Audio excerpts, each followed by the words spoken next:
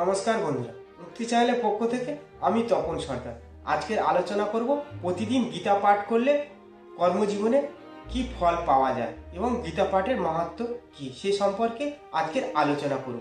শুরু করছি আজকের ভিডিও। গীতা পাঠের মধ্যে দিয়ে যে কেউ যে কোনো পরিস্থিতির সঙ্গে লড়াই করার ক্ষমতা অর্জন করতে পারে। গৃহে দেবী লক্ষ্মীর বাস হয়। গীতা পাঠ করলে মানসিক কষ্ট ও সাংসারিক জীবনের সমস্যা থেকে মুক্তি পাওয়া যায়।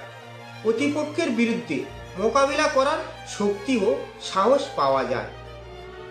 প্রতিদিন গীতা পাঠ করুন, মন পবিত্র রাখুন। ব্রহ্মা বলেছেন, প্রথম অধ্যায় পাঠ করিলে লোকের মন পবিত্র হয়। দ্বিতীয় অধ্যায় পাঠ নির্মলতা লাভ করে। তৃতীয় অধ্যায় পাঠে সর্বপাপ দূর হয়। চতুর্থ অধ্যায় পাঠ করিলে ব্রহ্মা হত্যা ও স্ত্রী হত্যাজনিত পাপ তৎক্ষণাৎ দূর হইয়া যায়।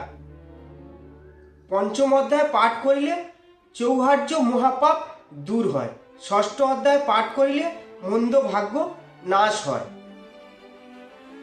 সপ্তম অধ্যায় পাঠে বুদ্ধি নির্মলতা লাভ করে। অষ্টম অধ্যায় পাঠে অখাদ্য ও অপেয়জাত সকল প্রকার পাপ দূর হয়। নবম অধ্যায় পাঠে পৃথিবী দানের মত সম্পূর্ণ লাভ হয়। দশম অধ্যায় পাঠে সর্বপাপ বিনষ্ট হইয়া শ্রেষ্ঠ জ্ঞান জন্মায়। একাদশ অধ্যায় পাঠে ব্রহ্ম জ্ঞান লাভ হয়ে মুক্তি লাভ হয়। দ্বাদশ অধ্যায় পাঠে ভগবানের বিশুদ্ধ ভক্তি জন্মায়।